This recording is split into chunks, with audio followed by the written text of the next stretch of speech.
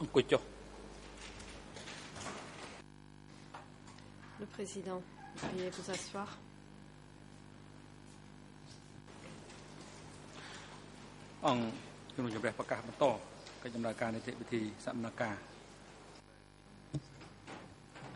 L'audience est ouverte.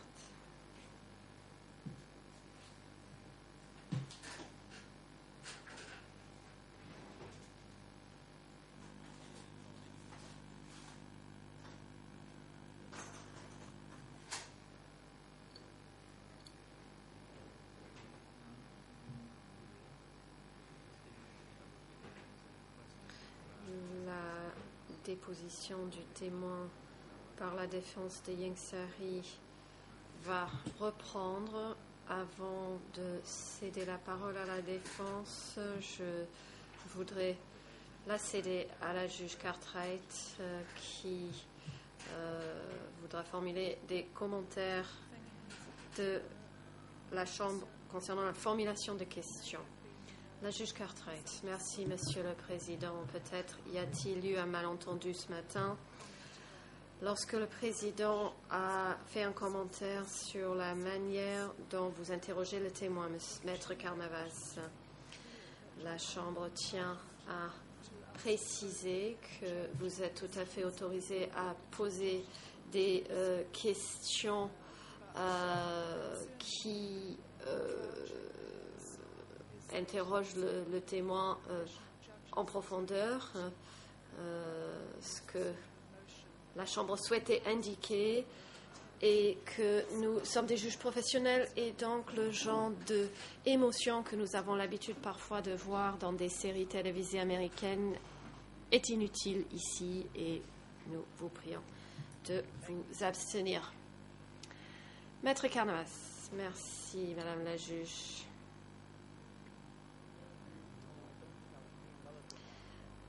Je ne pense pas avoir fait de mélodrame, mais Monsieur le témoin, j'aimerais reprendre là où nous en étions ce matin et vous référer au document E1/70.1, la transcription de la déposition de Sorong donnée le 30 avril 2012.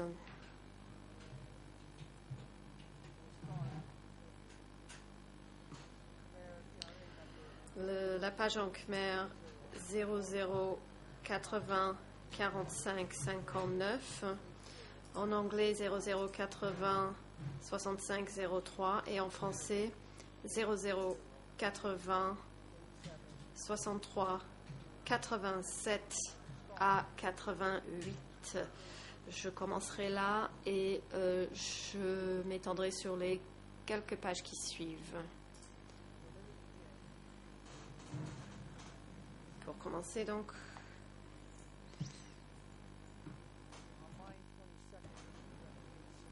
à la page 16 en anglais, la question qui vous est posée est, vous avez dit que Pang allait et venait au ministère des Affaires étrangères, il venait avec des gens et repartait avec des gens comme bon lui prenait. Est-ce que vous maintenez ces propos? La réponse de Wong, oui. Ensuite, question, vous nous avez dit que le camarade Chim a aidé à transporter certaines personnes qui étaient venues au ministère des Affaires étrangères avec Pang et qu'il les emmenait et les transportait ailleurs. Vous maintenez ces propos? Et la réponse de Sorong est oui. Ensuite, question. Savez-vous si, à cette époque, le camarade Chim travaillait encore pour la sécurité, l'organisation de sécurité de Pang? Réponse oui. Question. Très bien. J'aimerais être claire parce que peut-être que ma question ne l'était pas.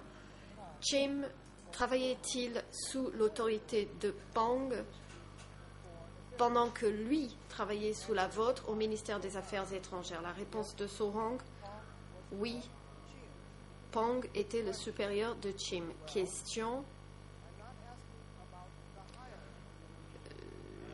je ne vous interroge pas sur la hiérarchie. Ce que je vous demande, vous avez dit que Chim a travaillé pour Pong à un moment donné. Vous avez dit que lorsque Pong venait au ministère des Affaires étrangères, Chim l'assistait. Ma question est, pendant que le camarade Chim était au ministère des Affaires étrangères, et alors qu'il était votre subalterne, est-ce que son supérieur était Pong, du moins sur les questions de sécurité? Réponse, oui, Pong était toujours son supérieur. Question, cela explique-t-il pourquoi, selon ce que vous nous avez dit, qu'à plusieurs reprises, vous aviez demandé au camarade Chim si votre tour allait venir un jour? Vous souvenez-vous, jeudi dernier, vous avez dit, je cite, c'est à la page 16, et je cite, « Je savais que Chim emmenait ces personnes. » J'ai posé la question à Chim pour savoir où ces personnes étaient emmenées. Et j'ai dit, est-ce que mon tour viendra?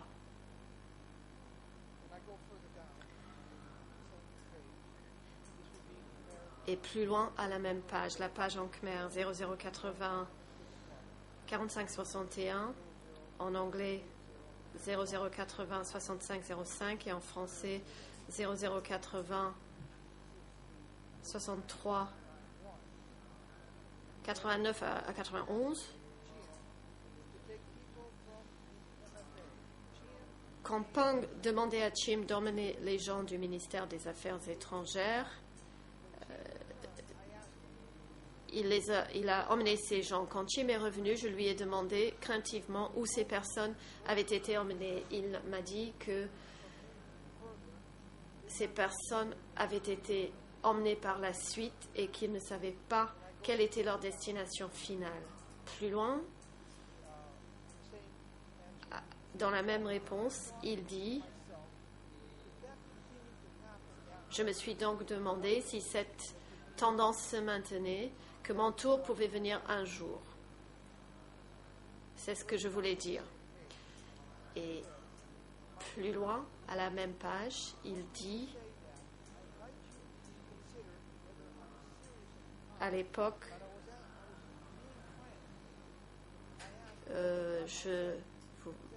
vous pouvez vous demander si j'étais sérieux à l'époque, mais j'étais franc.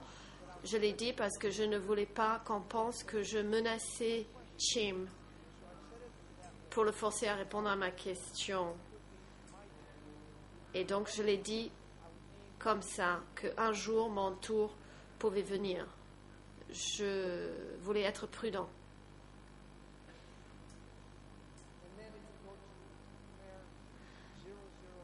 Ensuite, à la page Khmer 0080 45 63, en anglais 0080 65 08 et en français 0080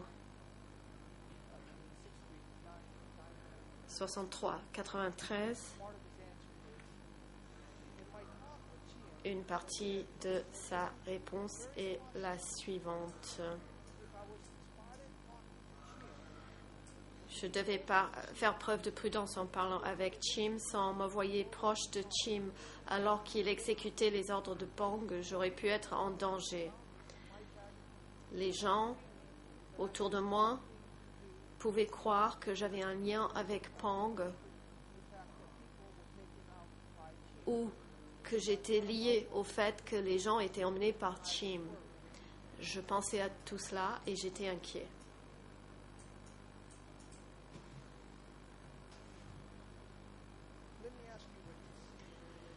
Monsieur le témoin,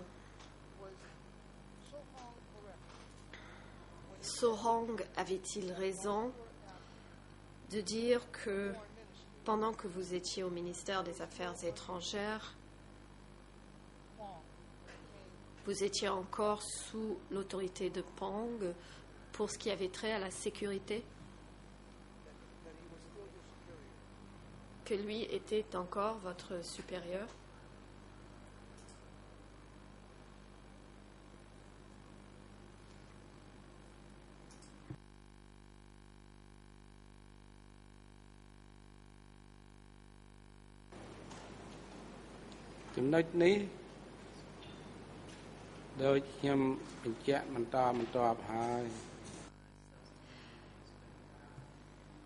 Réponse. Comme je l'ai indiqué, à partir du moment où je suis arrivée au ministère des Affaires étrangères, mon supérieur était donc au plus haut Ieng Sari et mon autre supérieur Yarishkitebong Sorong.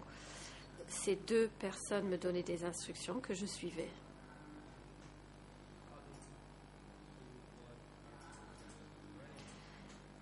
D'après ce que vous venez de lire, que Hong a dit que j'étais sous l'autorité de Pang, c'est faux. Je l'ai déjà dit.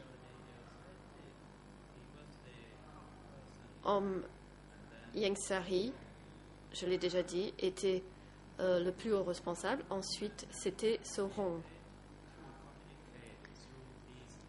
Nous devions passer par cette hiérarchie pour communiquer. C'est comme ça qu'on travaillait au jour le jour.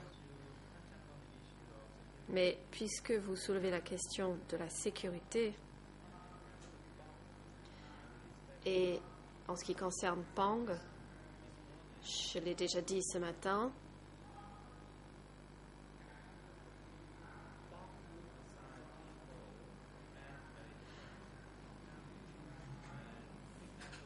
Pang désignait des gens et faisait venir un camion pour emmener des gens qui avaient déjà été désignés par Ieng Sari pour être emmenés. Je ne recevais pas du tout d'ordre de Pang à ces moments-là. Maître Carnavas, et dans vos réponses, avez-vous parlé de listes de noms qui vous ont été donnés par Ieng Sari, ou est-ce que c'est la première fois que vous en parlez, puisque vous avez déjà été auditionné à plusieurs reprises et à aucun moment vous ne parlez de cela?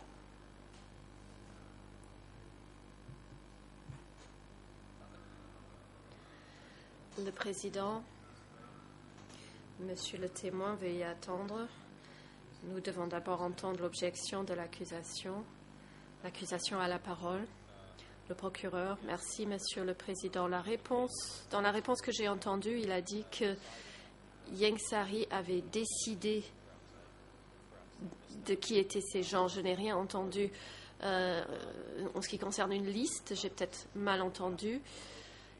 Si Maître Carnavas souhaite lui montrer un extrait de ses précédentes auditions qui semblent contradictoires, il peut le faire. Je pense qu'on ne doit pas demander à un témoin de se rappeler tous les propos qu'il a tenus pendant 2 auditions précédentes. Donc, pour ces 2 raisons, nous nous opposons à cette question. Maître Carnavas, Monsieur le Président, je ne peux pas lui montrer quelque chose qui n'y est pas inscrit. C'est ce que je voulais dire. C'est la première fois que le témoin fait ces affirmations et je peux comprendre pourquoi.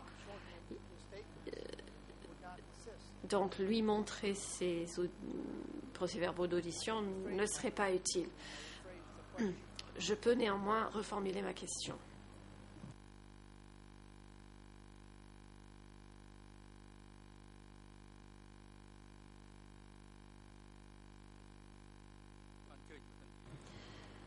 Le président. Allez-y, maître. Veuillez reformuler votre question. Puisqu'il y a eu une objection à votre question précédente, cette objection est retenue. Veuillez reformuler votre question. Le témoin ne doit pas répondre à la question précédente. Maître, Par la suite, veuillez éviter ce genre de questionnement. Il y a déjà eu une objection à ce sujet. Maître Carnavas, Monsieur le témoin, vous déposez aujourd'hui sous serment. Dites-vous que Sorong se trompe en disant, et je cite, pendant que le camarade Chim était au ministère des Affaires étrangères, et même s'il était votre subalterne, est-ce que son supérieur était encore Pang pour ce qui avait trait à la sécurité? Et Sorong dit que Pang était toujours votre supérieur. Est-ce que vous dites ici aujourd'hui sous serment que cette déclaration est fausse?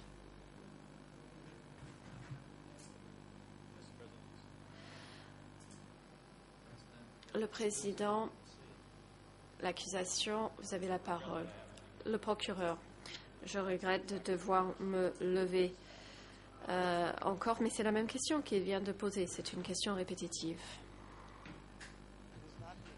Maître Carnavas, ce n'est pas exactement la même question et je veux une réponse claire. Est-ce que Pang était encore son supérieur? Hier, ce témoin a dit clairement qu'il n'avait rien à faire dans le domaine de la sécurité et aujourd'hui, il nous donne une réponse légèrement différente. Je lui ai lu cet extrait hier.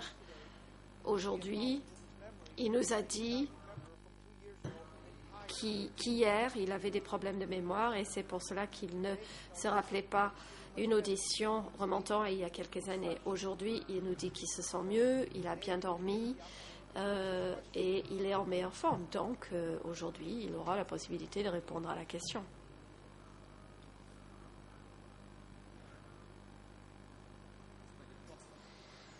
Le président. L'objection formulée par l'accusation est retenue. La question est répétitive. Monsieur le témoin, vous n'avez pas à répondre à cette question de la défense.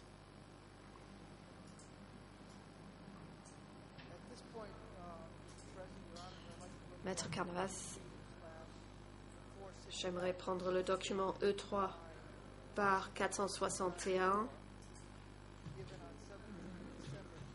qui date du 17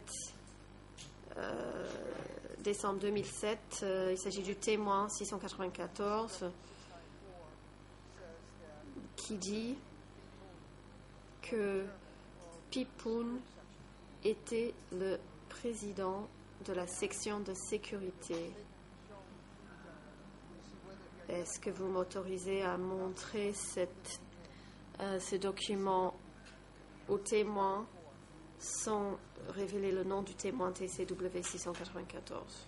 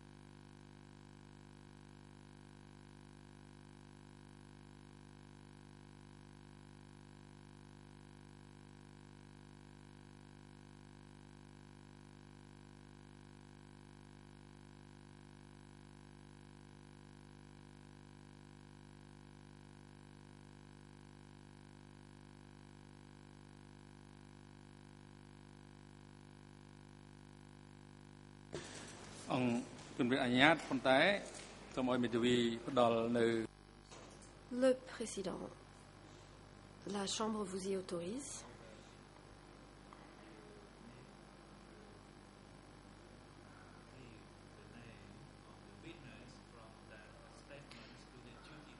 Cependant, vous devez révéler à l'avocat du témoin le nom de ce témoin afin qu'il puisse conseiller son client. Mais cette information doit rester confidentielle entre vous et l'avocat du témoin.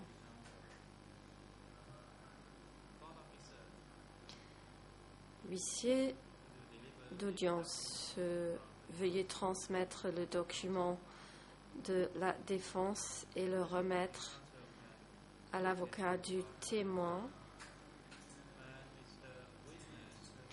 Monsieur le témoin, en donnant vos réponses, vous ne devez pas révéler le nom de ce témoin en question. Vous devez répondre à la question sans prononcer le nom. Maître Carnevas, il serait également utile de transmettre au témoin 2 autres documents provenant du même témoin, E3/371 et 372. Il s'agit de l'audition du même témoin.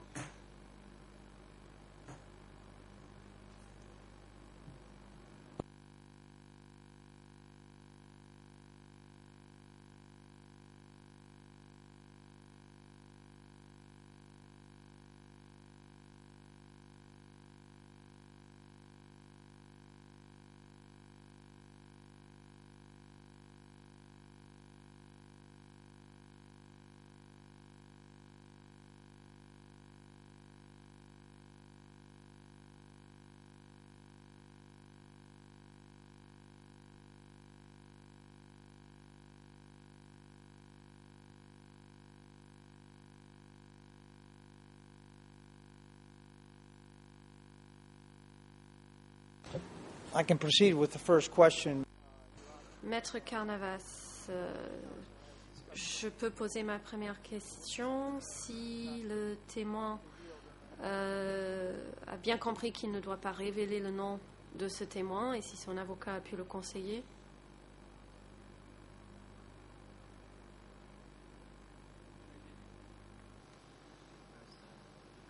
Le président, maître, l'avocat du témoin, avez-vous quelque chose à dire?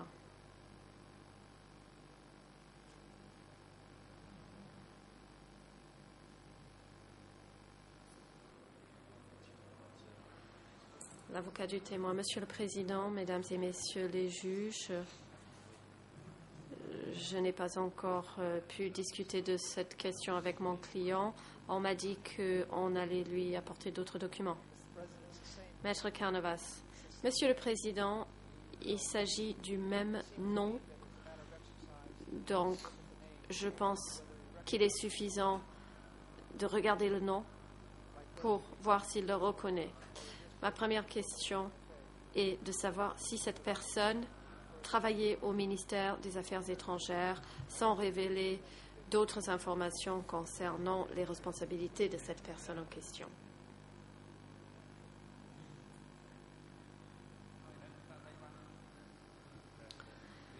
Le président.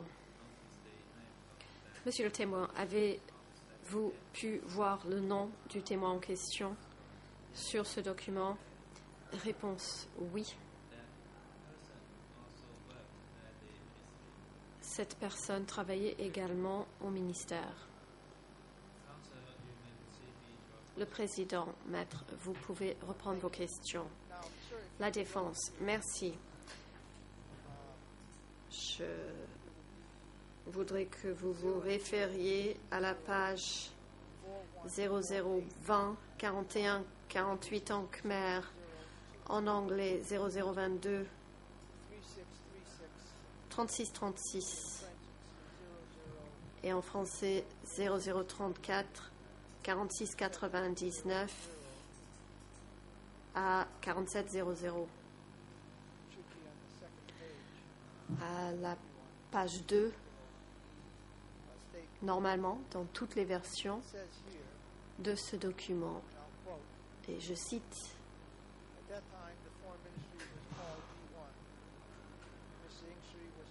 à cette époque, le ministère des Affaires étrangères s'appelait le B1. Monsieur Ieng Sary était le président. Il y avait un secrétaire général, le président du bureau, So Hong.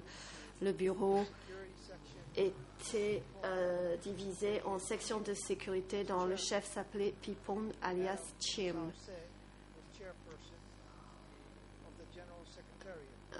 Madame So Se était chef du secrétariat général du protocole et aussi secrétaire de la branche du parti.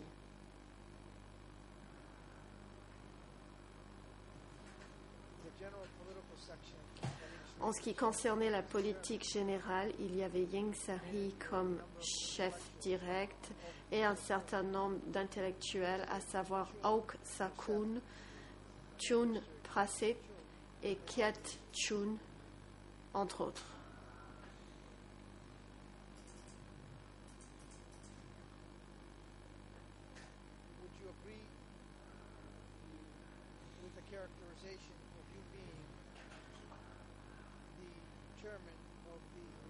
Il est donc dit que vous étiez président de la section de sécurité. Êtes-vous d'accord avec ces propos?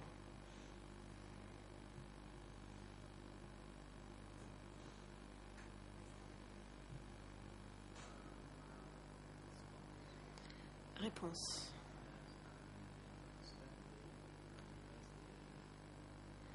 Comme je l'ai indiqué à de nombreuses reprises, au sein du ministère, les collaborateurs qui étaient sous ma responsabilité, j'étais responsable de la sécurité du personnel qui était sous mon autorité. J'avais la charge uniquement de la sécurité de mes équipes. La défense, d'accord, mais étiez-vous le président ou le chef de la sécurité?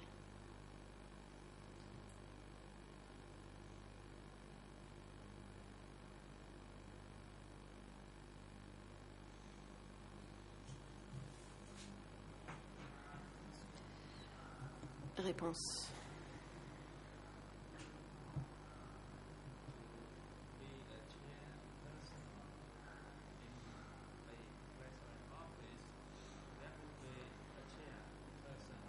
Lorsque on est chef d'un bureau, on est chef de tout, y compris la sécurité. Cette personne est également responsable de la sécurité. C'est ainsi que c'était organisé à l'époque. Je ne pouvais pas être chef du bureau alors que quelqu'un d'autre avait la responsabilité de la sécurité de ce même bureau. Ça ne fonctionnait pas comme ça. Dans la mesure où j'étais le chef d'un bureau, j'étais responsable de tout ce qui avait trait à ce bureau. La défense. Monsieur le Président, nous avons ensuite une autre déclaration d'une personne qui ne figure pas sur la liste des témoins. C'est le document E3/458.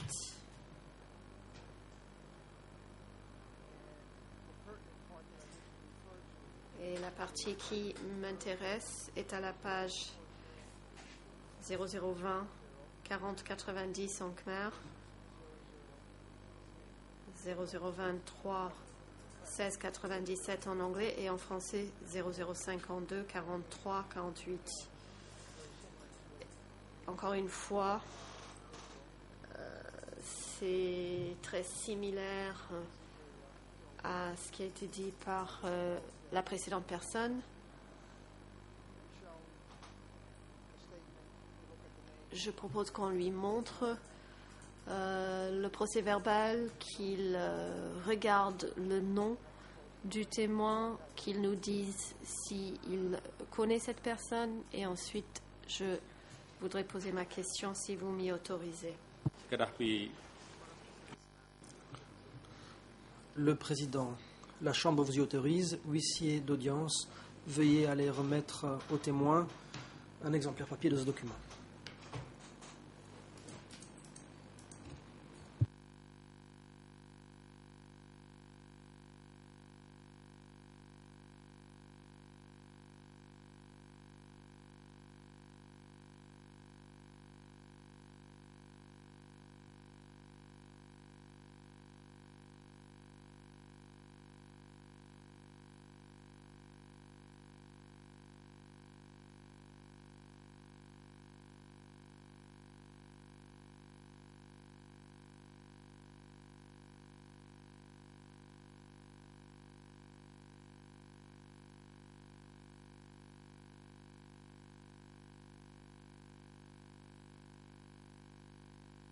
Apologies. I thought. La défense. Mes excuses, je pensais que nous avions déjà toutes prêtes un exemplaire, plutôt une copie de ce document. Désolé.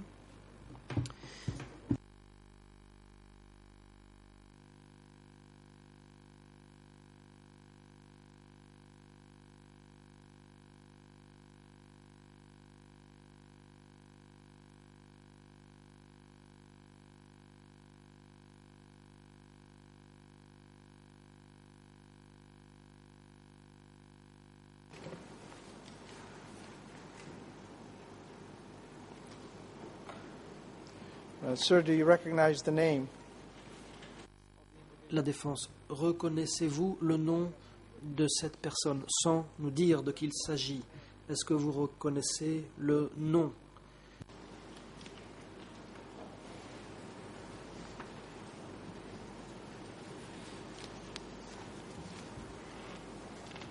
Should be on the front page. Ça devrait se trouver en première page.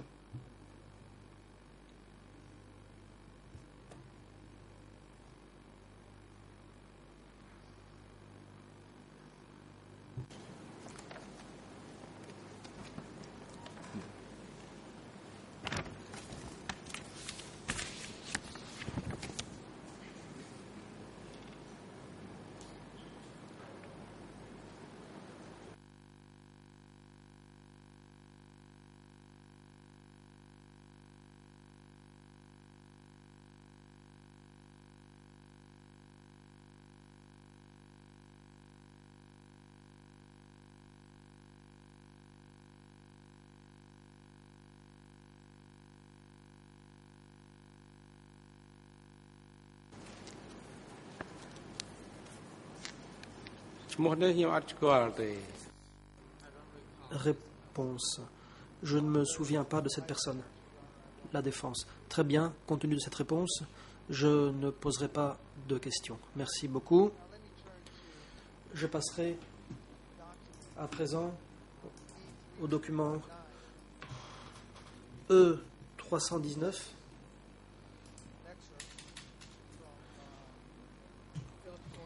Il s'agit d'un extrait du livre de Philippe Short, Pol Pot, Anatomie d'un cauchemar. Monsieur, l'accusation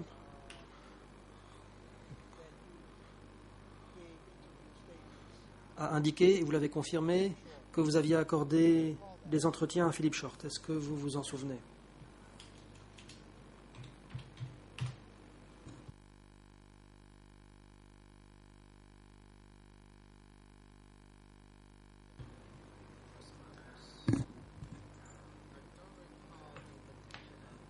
Réponse. Je ne me souviens pas de la partie pertinente.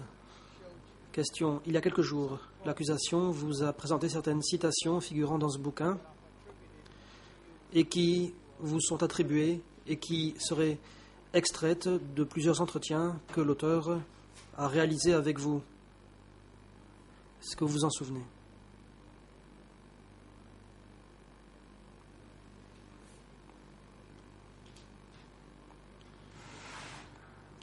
Réponse. Non. La défense. Très bien. Je vous pose la question suivante. Vous souvenez-vous avoir accordé un entretien il y a quelques années à une personne qui est un journaliste britannique qui s'appelle Philip Short.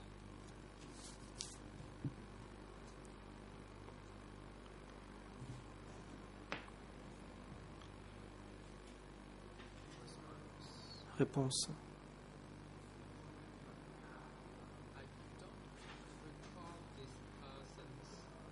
Je ne me souviens pas du nom de cette personne, mais je me rappelle qu'un étranger est venu m'interviewer.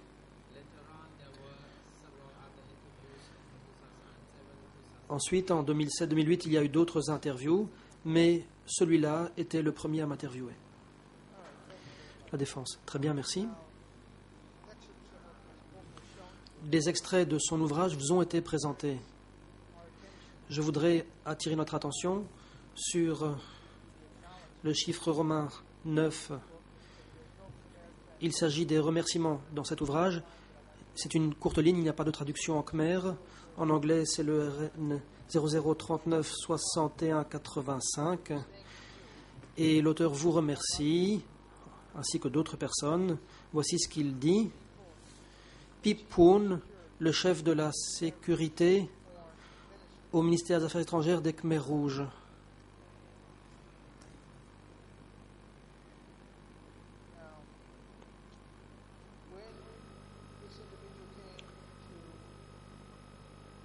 Quand cette personne est allée vous interviewer, vous a-t-elle posé des questions au sujet des responsabilités qui étaient les vôtres en tant que chef de la sécurité au ministère des Affaires étrangères des Khmers rouges?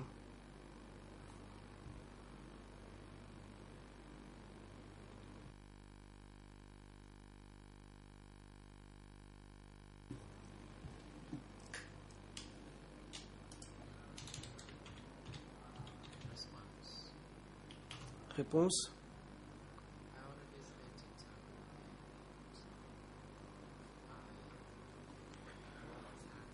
Comme je l'ai déjà dit à maintes reprises, mon rôle était celui de chef du bureau. En même temps, j'étais chargé de la sécurité. J'étais donc chef du bureau et des questions de sécurité. Toutefois,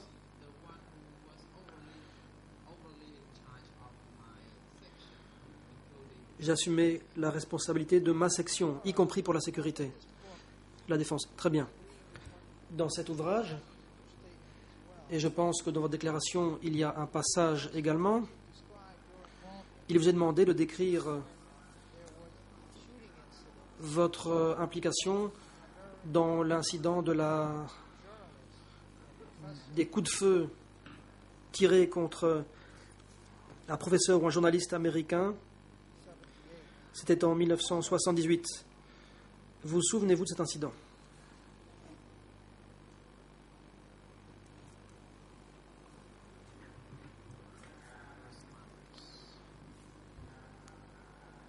Réponse.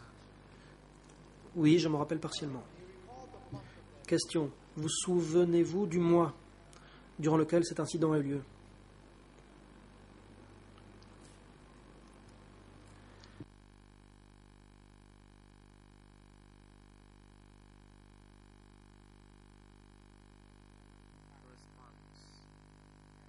Réponse. Je ne suis pas bien sûr, mais c'était peut-être bien en décembre 1978, début décembre ou à la mi-décembre 1978. Question. Dans votre déclaration, vous indiquez que c'était fin 1978. Voici ma question. Vous souvenez-vous à quel moment, à quelle heure cet incident a eu lieu?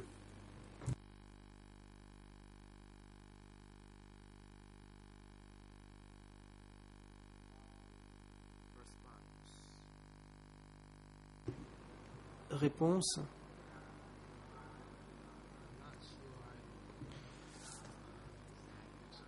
Je ne suis pas sûr de me souvenir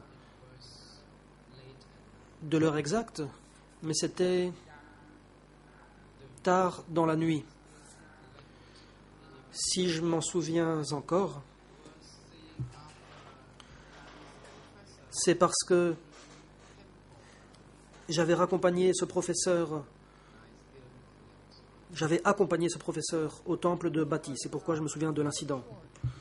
Question. Dans son ouvrage,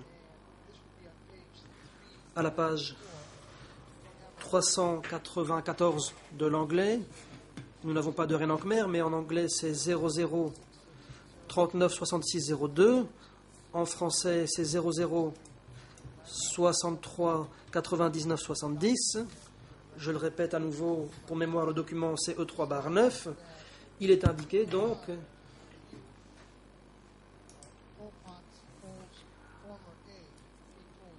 que vous, ancien aide de camp de Pol Pot et responsable de la sécurité au ministère des Affaires étrangères, était arrivé avec un groupe de gardiens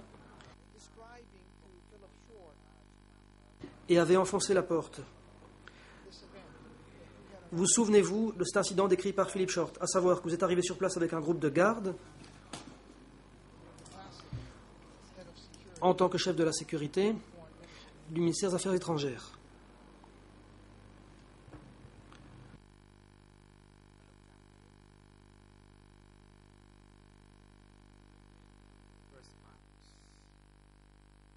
Réponse.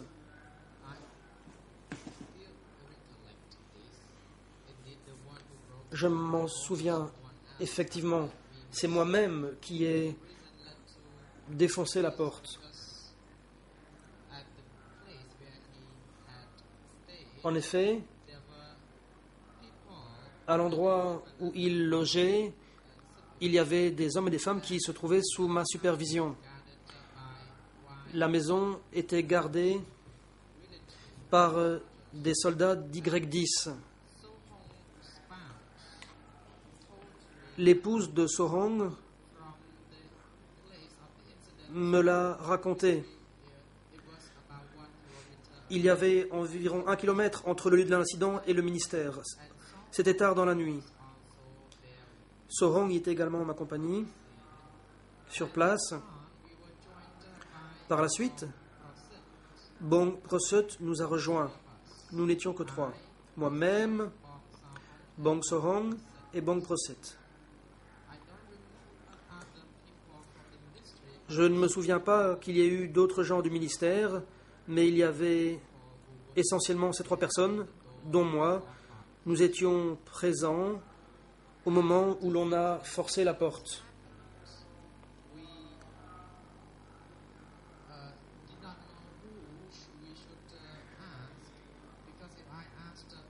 Nous ne savions pas qui interroger. Je ne peux pas poser de questions à Bong Hong, car c'était mon supérieur. Ça aurait été déplacé. Ça aurait aussi été déplacé d'interroger Bong Prosut, car c'était un intellectuel. Comme il n'y avait personne pour apporter son secours, c'est moi-même qui ai dû agir. Si nous n'avions pas défoncé la porte, nous n'aurions pas pu savoir ce qui s'était produit. C'était difficile d'enfoncer la porte. J'ai tiré fort. J'ai brisé la porte de verre avant d'entrer. J'ai inspecté les lieux. Je n'ai rien vu en bas. Mais quand je suis monté à l'étage, j'ai vu que le professeur gisait mort.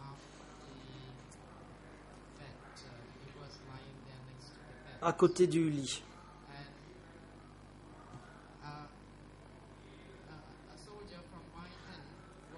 Un soldat d'Y10 était également mort à côté de la porte.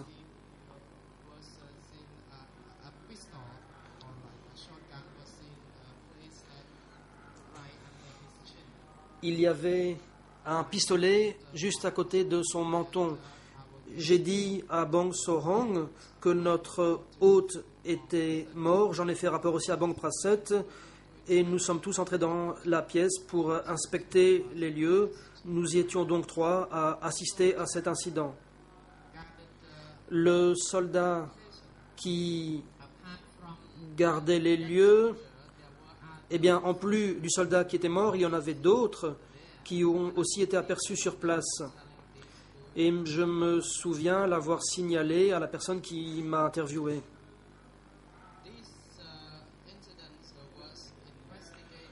Cet incident a fait l'objet de plusieurs enquêtes, mais l'on n'est jamais parvenu à des conclusions à ce sujet.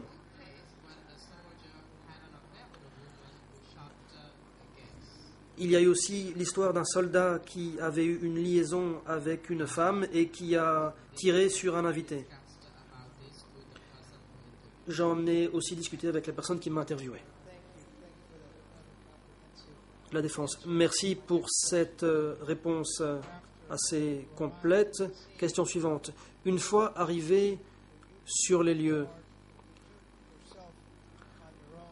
est-ce que de votre propre initiative,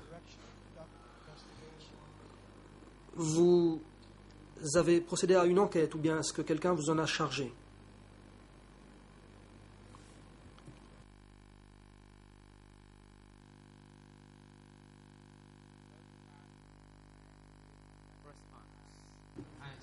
Réponse. Comme je viens de l'indiquer, l'épouse de Sohong a été informée de cet incident. Elle en a informé Bong Sohong,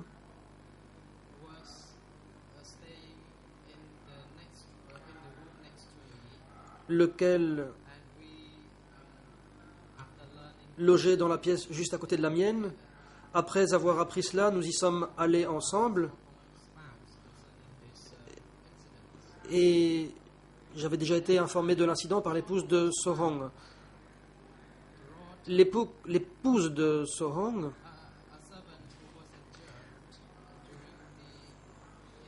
a fait venir un serviteur qui avait été blessé durant l'incident. Il avait reçu des coups de feu dans la jambe.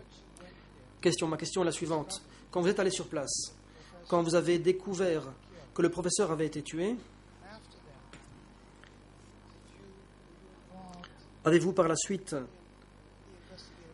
participé à l'enquête ou bien est-ce que celle-ci a été menée par quelqu'un d'autre? C'est tout ce que je veux savoir.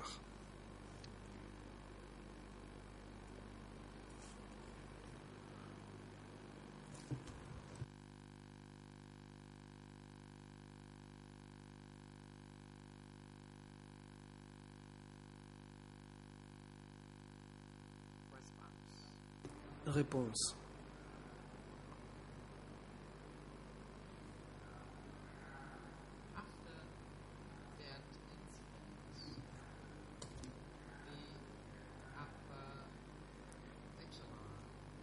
Après cet incident, l'échelon supérieur a ordonné qu'une enquête soit menée. L'enquête devait porter sur 4 sections. Tout d'abord, il fallait investiguer sur les soldats d'Y10 qui gardaient les lieux. Il fallait aussi enquêter sur les soldats de la municipalité. Ensuite, troisièmement, l'enquête devait aussi porter sur les serviteurs, à savoir les gens placés sous ma supervision qui étaient chargés de s'occuper des invités qui logeaient là-bas. Il y avait parmi ces serviteurs des hommes et des femmes. Et quatrièmement,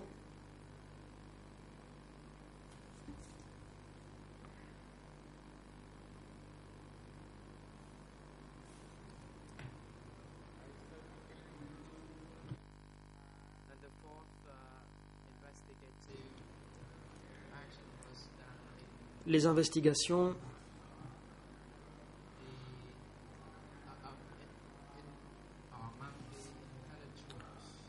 devaient porter sur les intellectuels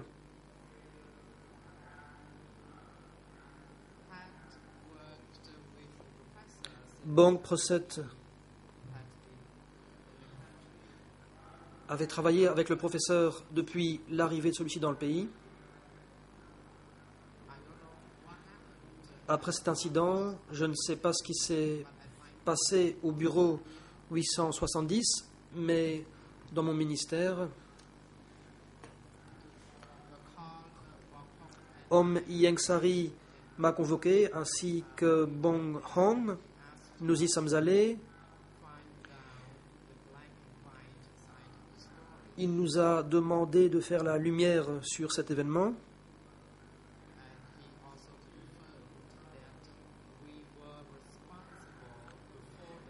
Il a confirmé que nous assumions la responsabilité devant le parti et l'organisation.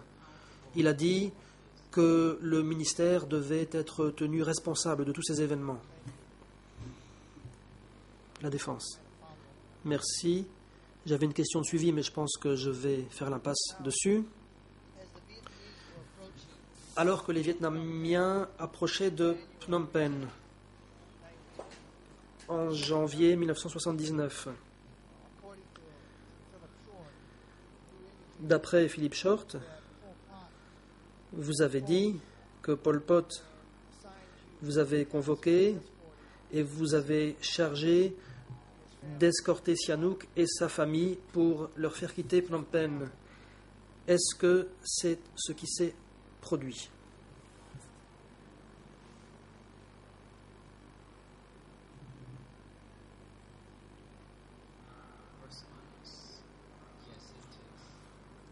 Réponse.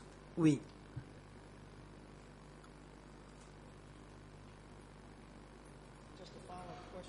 La défense. Dans le prolongement de cela,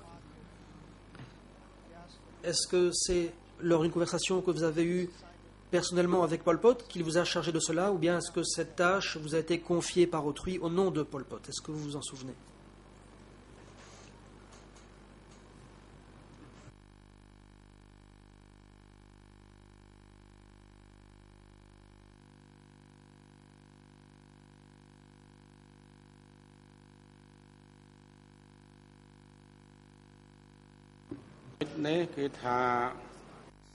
Réponse.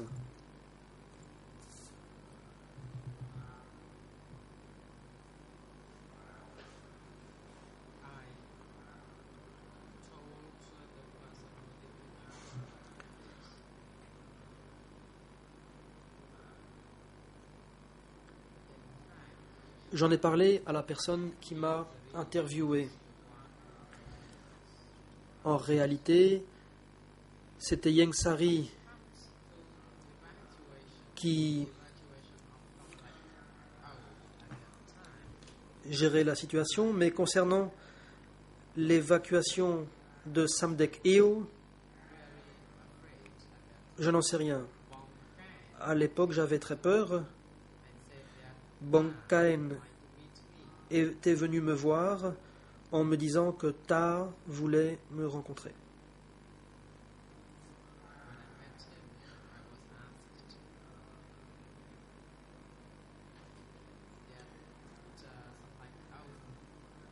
Quand je l'ai rencontré, on m'a dit que Samdech Eo devait être évacué vers l'ouest, vers Sisopon.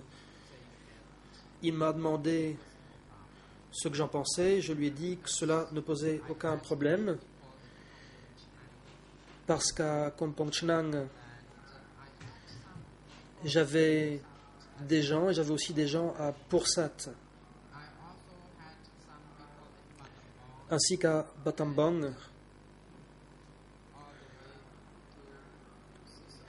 et sur toute la route jusqu'à Sisopon. J'avais des gens sur place. Il m'a dit que dans ce cas-là, je devais m'en occuper. La défense. Ce que je voulais savoir, c'était quelle était la personne qui vous a donné l'ordre. Corrigez-moi si j'ai dénaturé vos propos, mais j'ai cru comprendre que c'était Pol Pot lui-même qui vous avait donné ces instructions.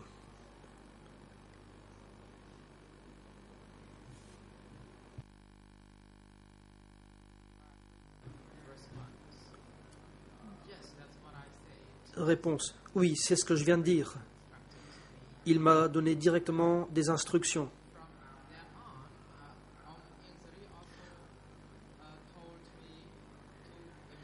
Et ensuite, Om Ieng Sary m'a aussi chargé de l'évacuation.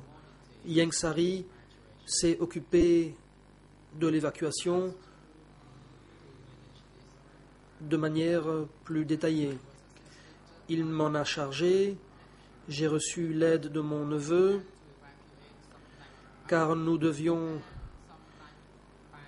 escorter Samdech Eo et Samdech Ben Nout. Ils devaient être emmenés dans 2 véhicules noirs. Selon les ordres de Ieng Sary, la section de la sécurité devait utiliser des véhicules. Nous avons quitté Phnom Penh à 21h. Nous sommes arrivés à Battambang à 5h du matin. Question. Après la chute de Phnom Penh, en 1979, vous avez été nommé commandant peu après cela. Est-ce exact?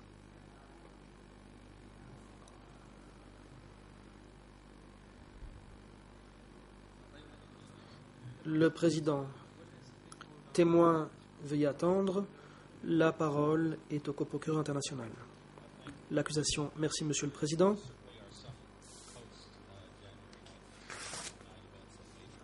Il y a certainement des événements postérieurs à janvier 1979 qui sont peut-être pertinents concernant le dossier 002/1, mais compte tenu des responsabilités du témoin, je ne pense pas que cela soit pertinent ici. Peut-être que la défense a une offre de preuves à faire concernant la pertinence. La défense. La pertinence est la suivante. Elle ressort notamment de la dernière question, à savoir que c'est Pol Pot lui-même qui a donné instruction à cette aide de camp très proche de s'occuper de cette question très sensible. À la chute de Phnom Penh, le témoin est devenu commandant. Il a d'abord été gardien, puis chef de la sécurité au ministère des Affaires étrangères. Ensuite, Pol Pot lui a chargé la mission délicate de commandant, et cela montre le président interrompt. Est-ce que vous êtes en train de déposer ou bien de poser des questions aux témoins? Apparemment, vous faites les questions et les réponses.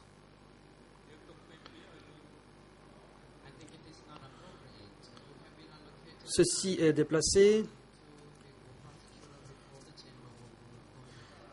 On vous a demandé de répondre à l'accusation pour que la Chambre puisse trancher.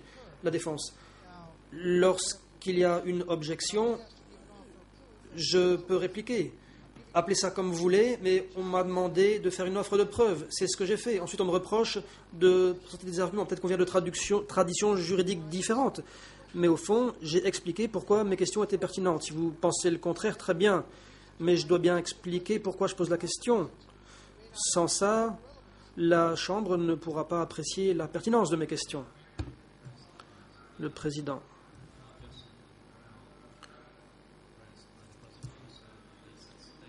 L'objection, telle que motivée par l'accusation, est retenue. Votre question est sans pertinence, eu égard aux faits de l'espèce allégués dans l'ordonnance de clôture. Témoin, vous n'avez pas à répondre à cette question.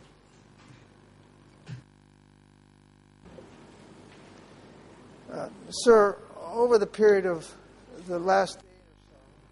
La défense. Monsieur le témoin, depuis ces quelques derniers jours, vous avez dit beaucoup de choses à propos de Monsieur Ieng Sary. Ma question est donc la suivante. Lorsque vous vous dirigiez vers la frontière en janvier 1979, n'avez-vous pas participé à l'assassinat de grand nombre de Cambodgiens pour lequel vous avez été sévèrement critiqué par M. Ieng Sary? Et est-ce que maintenant vous profitez de cette occasion de tenir ces propos dans votre déposition? Le président. Témoin, vous n'avez pas à répondre à cette question car cette question ne tombe pas sous la compétence en matière des faits allégués. Maître Carnavas, ceci conclut mes questions pour le témoin.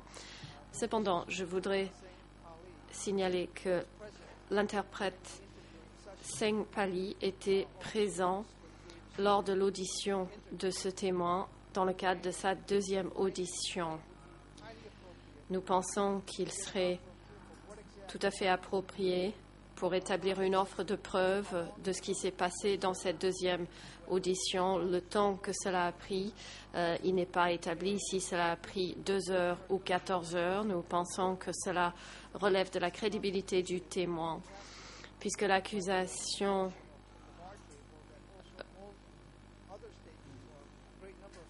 a demandé à faire référence à d'autres auditions alors que le témoin n'était pas présent. Cela nous paraît pertinent. Mais surtout ce qui concerne la deuxième audition, en raison de ce que le témoin a dit dans sa déposition, nous souhaitons que l'interprète Singh Pali soit convoqué pour déposer sur ce qui s'est passé, le temps que cela a duré, la manière dont cette audition a eu lieu, de dire si le témoin lisait ses réponses à des fins de l'enregistrement. C'est une requête que nous soumettons et nous ne le soumettons pas à la légère.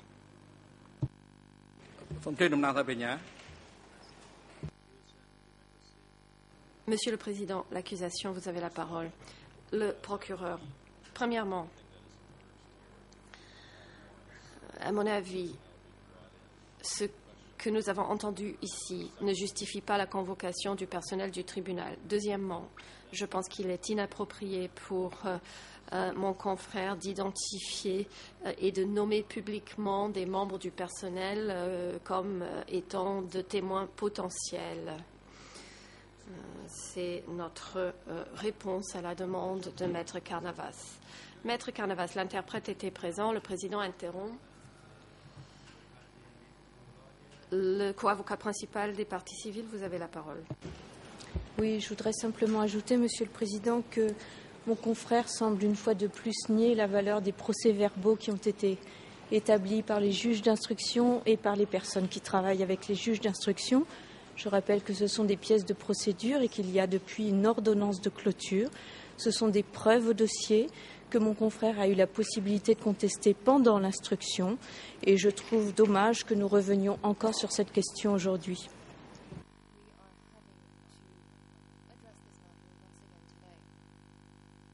If I may briefly respond, it's impossible.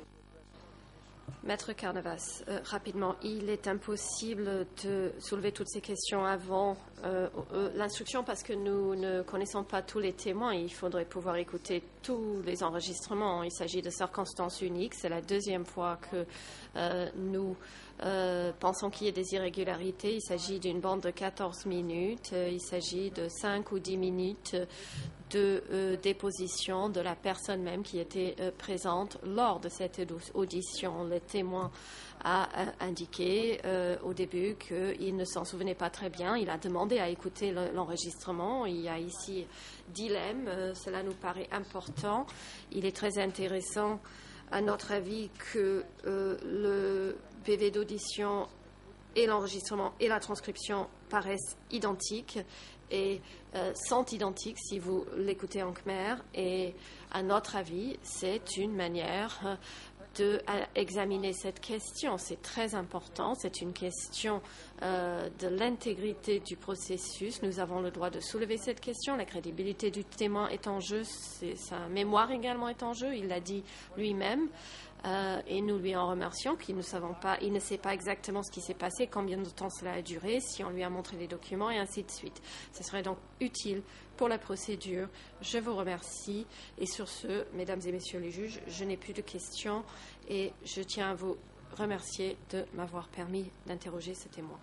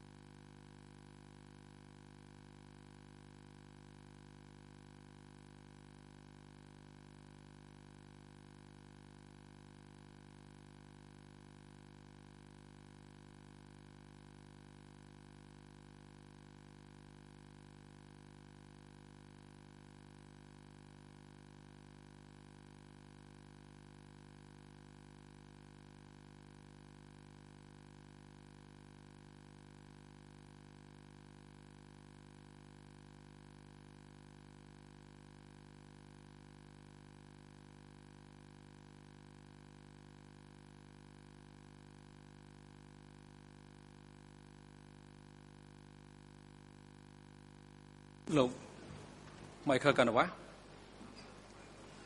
បញ្ហាចុងក្រោយដែល Le président, Maître Carnavas, le sujet que vous venez de soulever est une question tout à fait cruciale.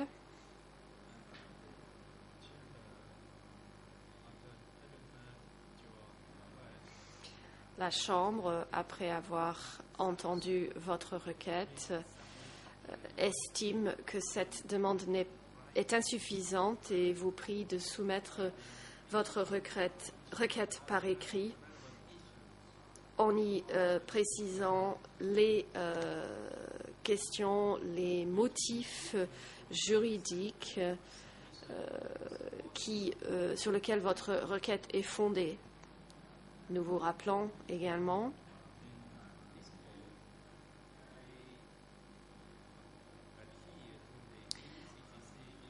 que cette Chambre applique le règlement intérieur des CETC ainsi que la loi cambodgienne